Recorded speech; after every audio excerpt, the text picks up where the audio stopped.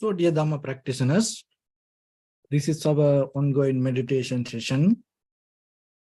So, be comfortable with yourself and relax your body. Once we get connected with our other students, we're ready to start the session for today.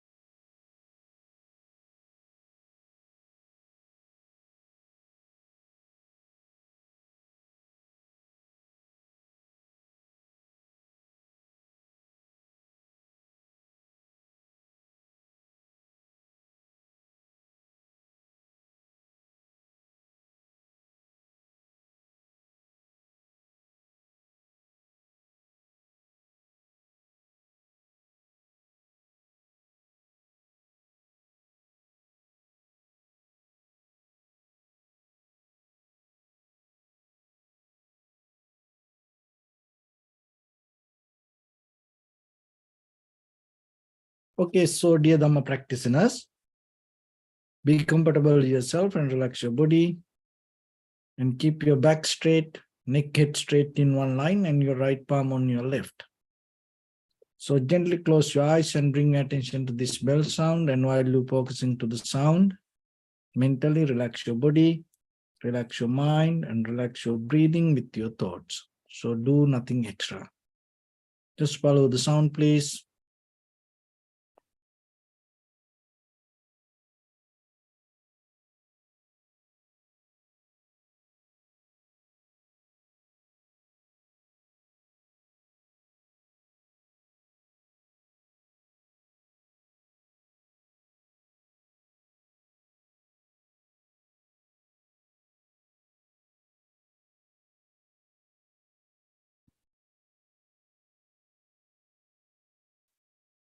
Namo tassa bhagavato arahato samma sambuddhassa.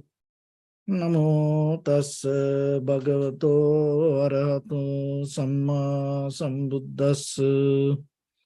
Namo tassa bhagavato arahato samma sambuddhassa. Homage to the blessed one, the exalted one, the fully enlightened one. So, dear Dhamma practitioners, before we start our practice session, as usual, we'll take few minutes to ourselves to understand how this meditation can help for us to develop our conventional life, and at the same time, out of that development, how it brings that our eternal success or the spiritual success. Always you have to remember, even though we mention these two different paths, conventional life and eternal life, conventional truth and the eternal truth, we can't separate it and we can't withdraw anything thinking this is the best way or that is the best way, like that. This both interconnected. We have to go through rather than separating. Only for practice point of view, we explain things separately. So that's why sometimes it is very difficult for us to understand the reality, nature, because this everything interwoven, interconnected, and interdependent.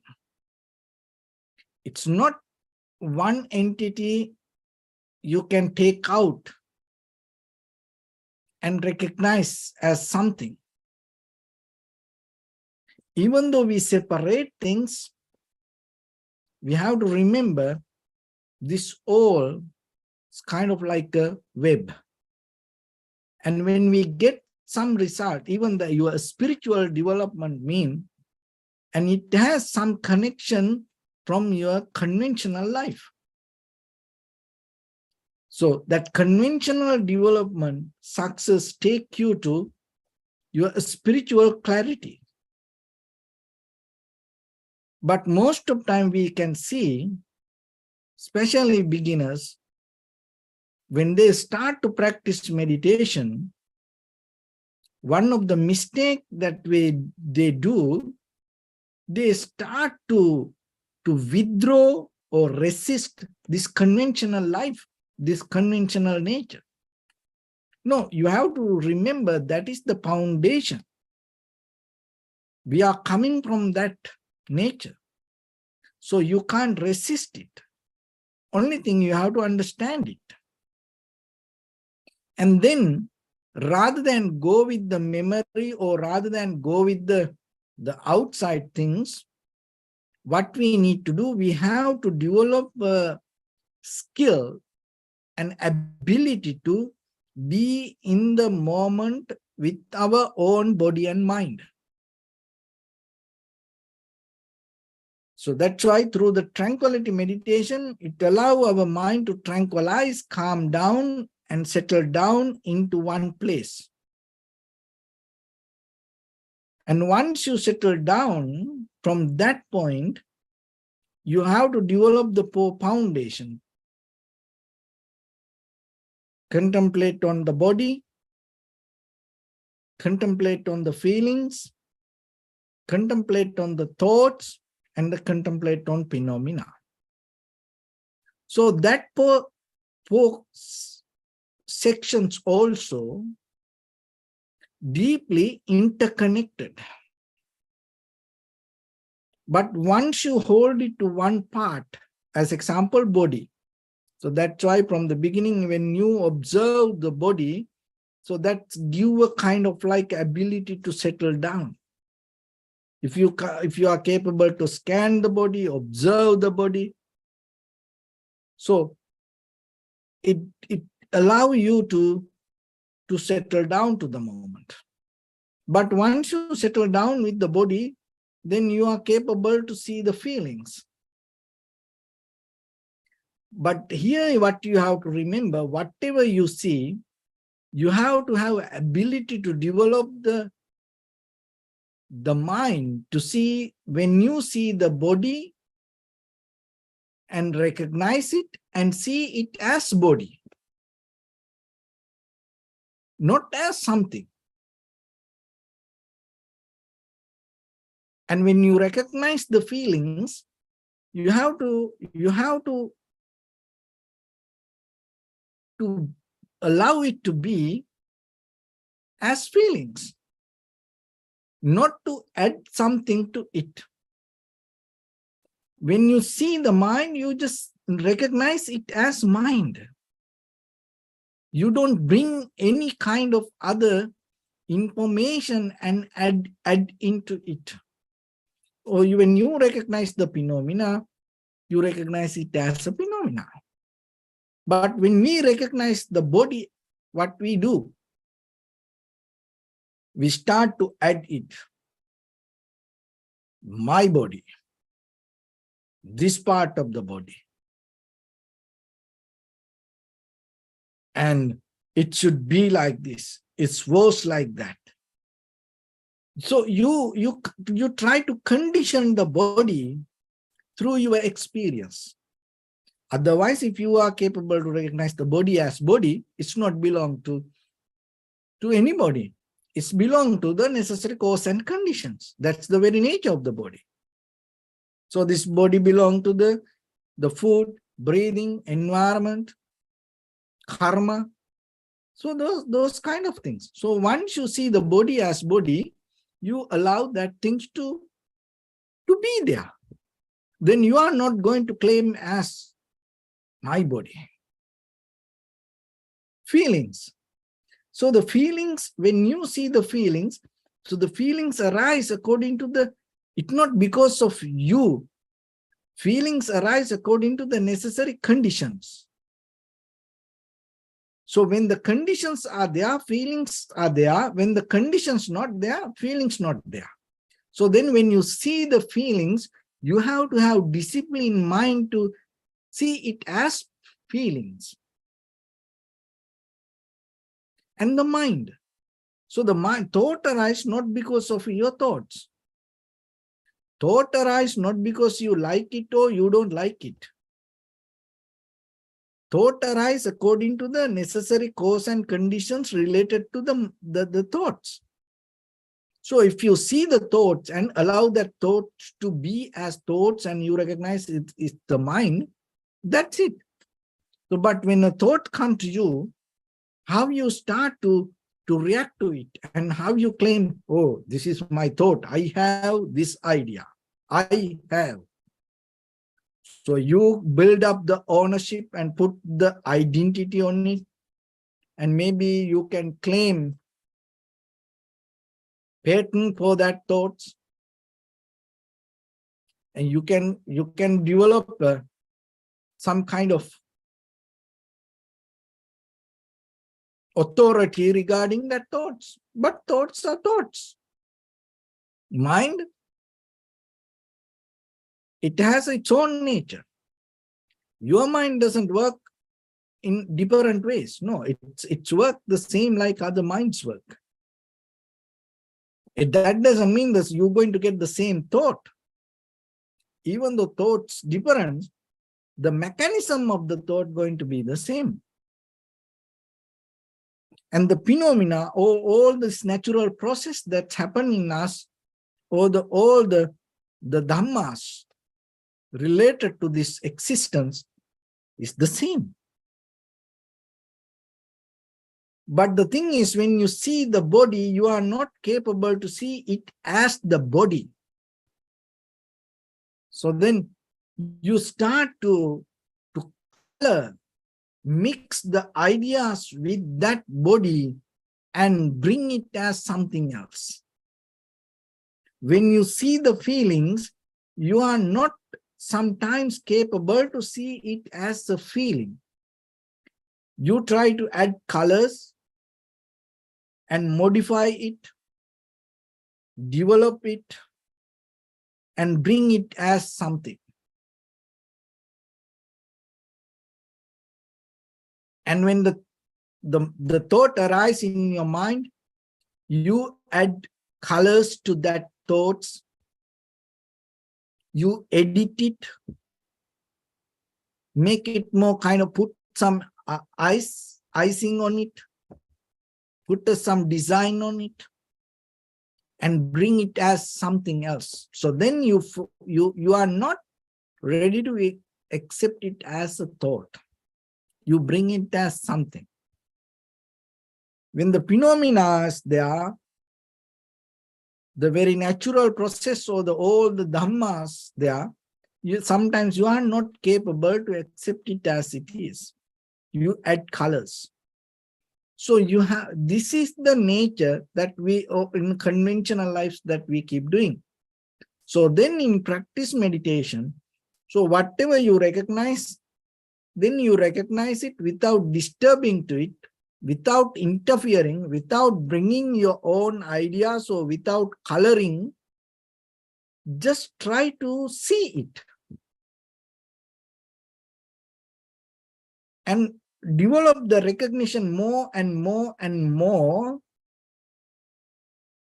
Be very clear with your recognition rather than putting the condition on that recognition.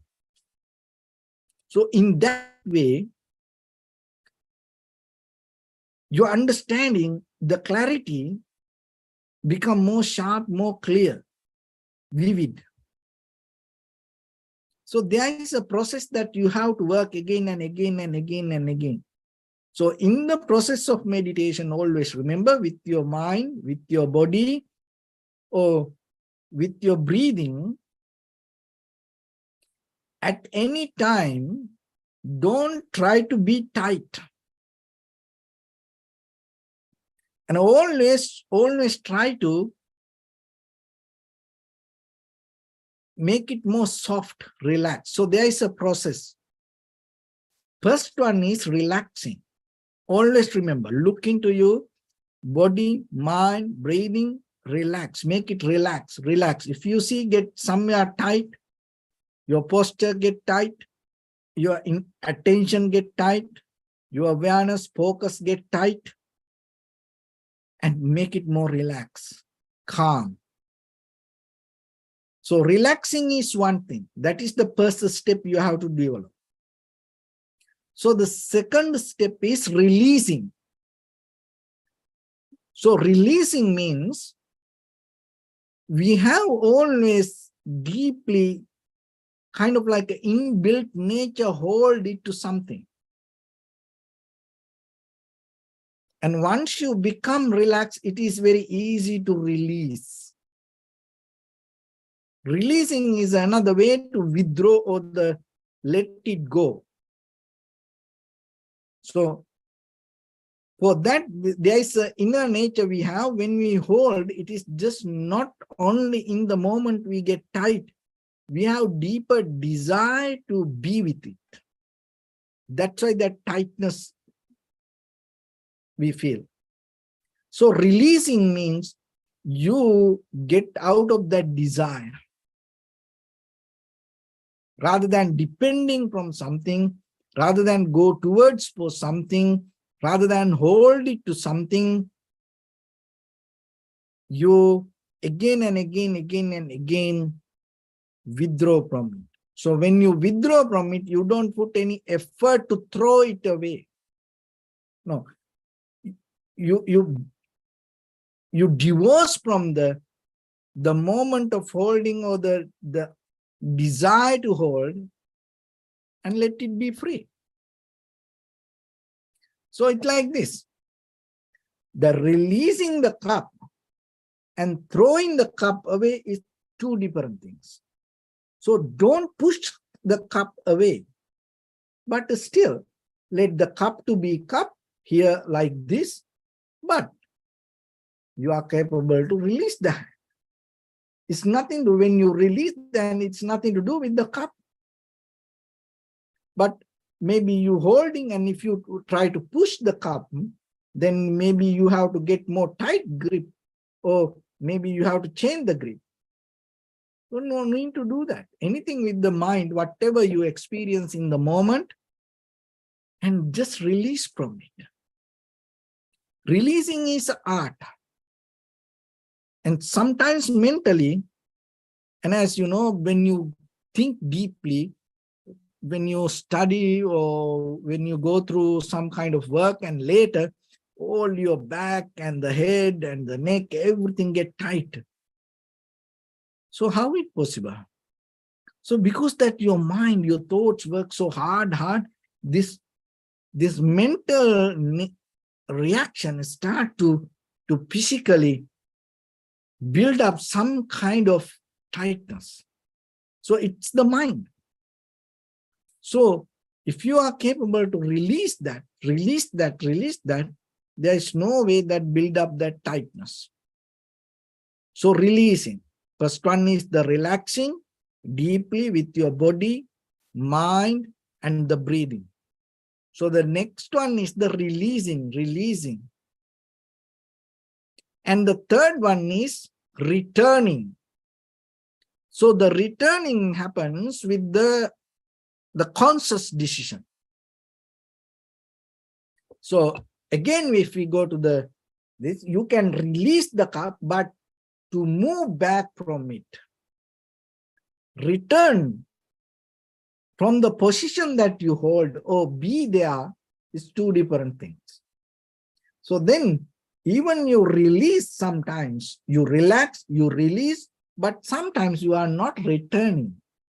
So the returning means you come back to the moment, present moment. In this moment that you settle down. This returning is a skill. Again, you have to practice. And the fourth one is regaining. So the regaining means not something that we went to past or the future, ideas, intention, desires, but with the moment of the recognition and the awareness, you regaining the awareness. Because when you move back towards something, hold it to something, you withdraw the awareness from this very moment. Now you are returning and regaining your awareness. So this is a process again and again, again and again. For any meditation you can apply. Sitting meditation, walking meditation, loving kindness meditation.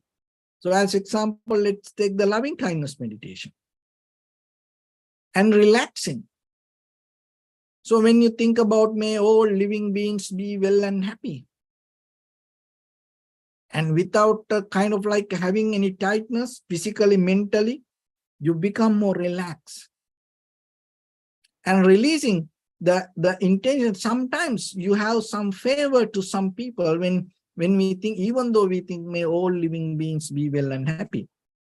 Sometimes very close people, maybe somebody you like, and you feel to do loving kindness to them. Or maybe if you don't like someone, you try to push away them from your mind. So still it can happen.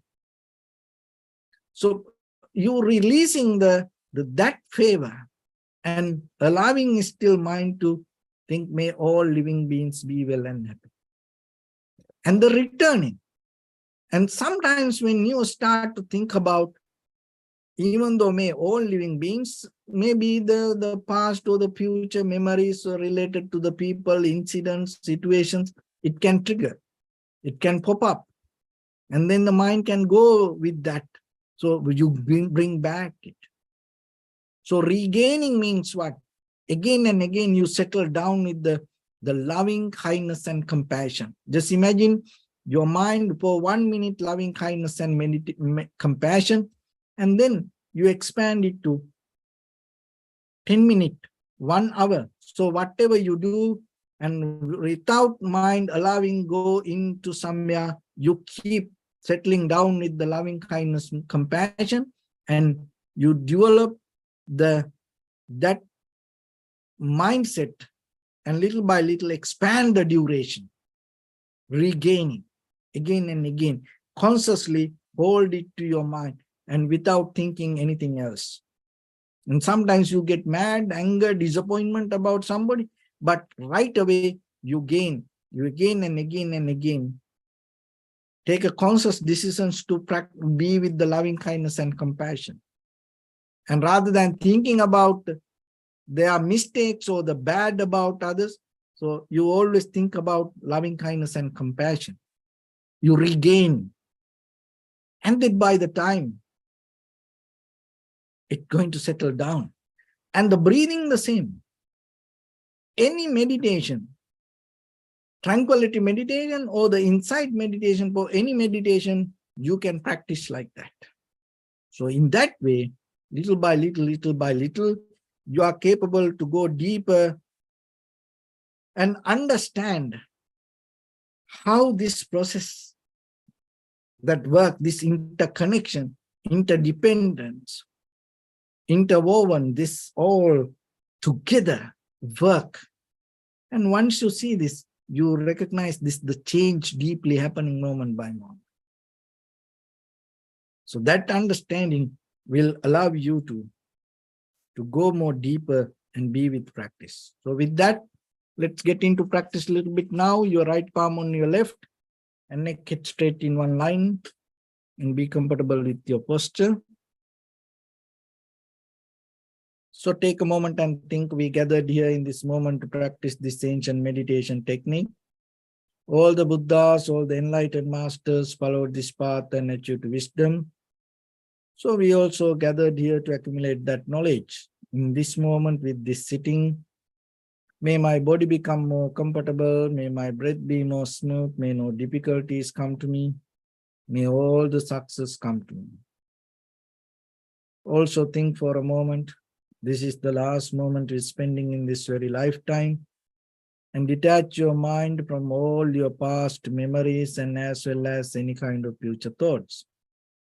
Just try to remain in the present moment, observing the sensation of your inhalation and exhalations. So in the beginning, deeply and gently, breathe in, breathe out 3 times and find the sensation, please.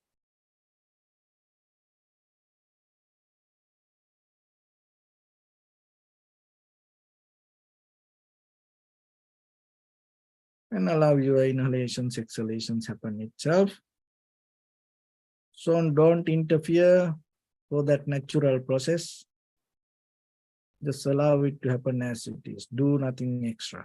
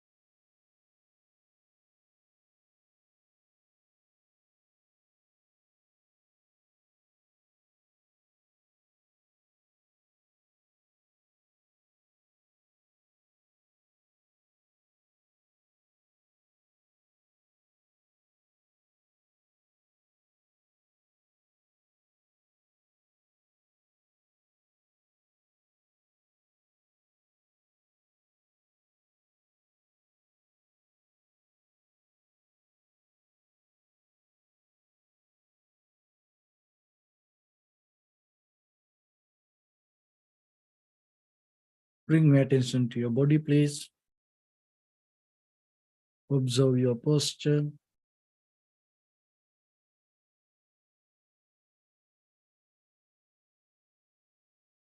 We cultivate loving kindness and compassion in our heart and radiate it as a light through entire your compound, village, city, state, country, world, around this universe. Also as far as you can through galaxies, other planets, stars. Reminding yourself like this. With clear intention, mentally repeat after me. May all living beings in this universe be well and happy.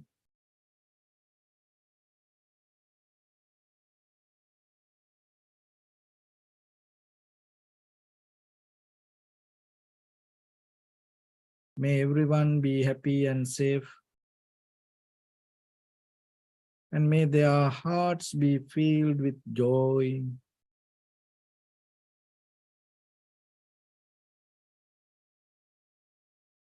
May all living beings live in security and in peace.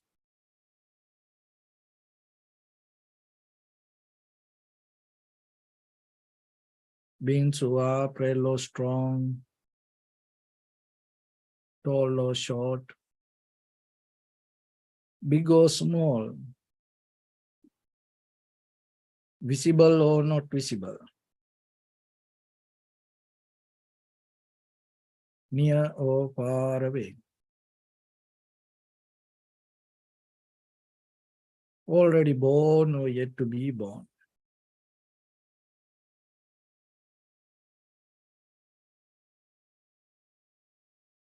May all of them dwell in perfect tranquility.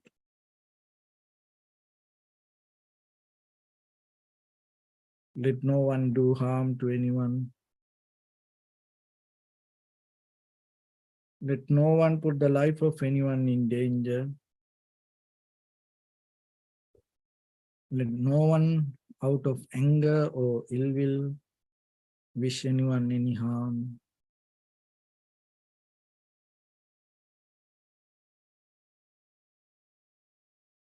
Expand the loving kindness and compassion beginning from your heart.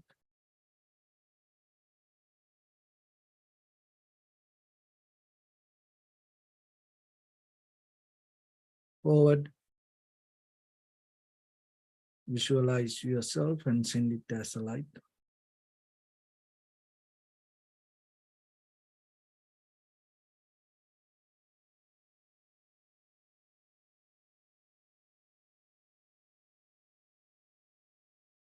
Your backside,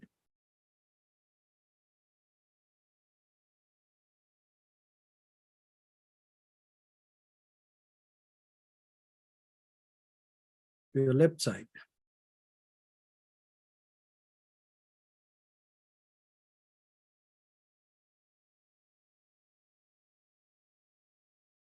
and to your right side.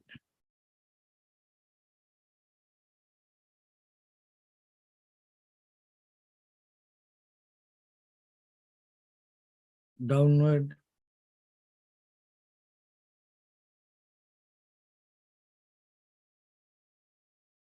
and upward.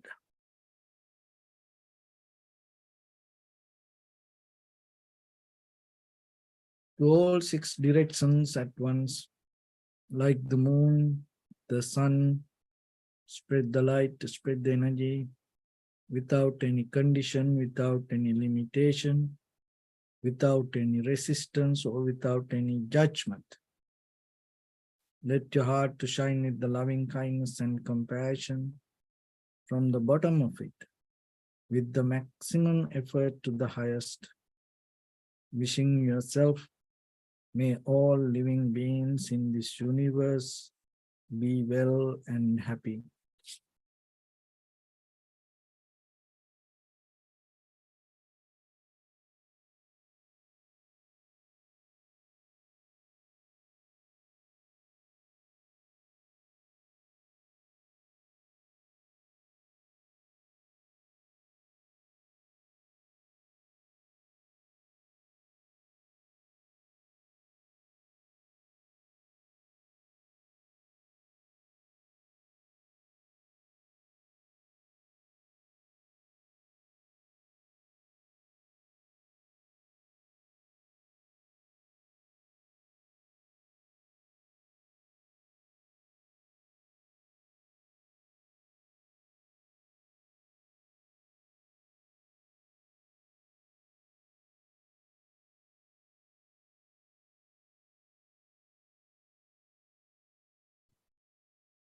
Say sadhu, sadhu, sadhu. So first of all, we offer this practice to the great qualities of the Buddha, Dhamma, and the Sangha. Also, by the power of this meritorious deed, may all of us attain to the supreme bliss of Nibbana.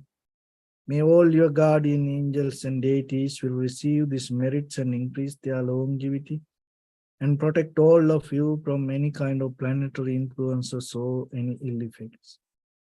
Ittavata chammihi sampadam punya sampadam sabbe deva anumodantu sabba sampatti siddhya sabbe bhuta anumodantu sabba sampatti siddhya sabbe satta anumodantu sabba sampatti siddhya Imaya Dhamma Dhamma Patipattiya Buddham Pujemi Dhammam Pujemi Sangham Pujemi Attaya Imaya Patipattiya Jati Jara Vyadi Maranam Ha Paribunjissami Idamme Punya Kammang Asavakkaya Vahang Hotu Sabba Dukkha Pamunchatu. Bless you.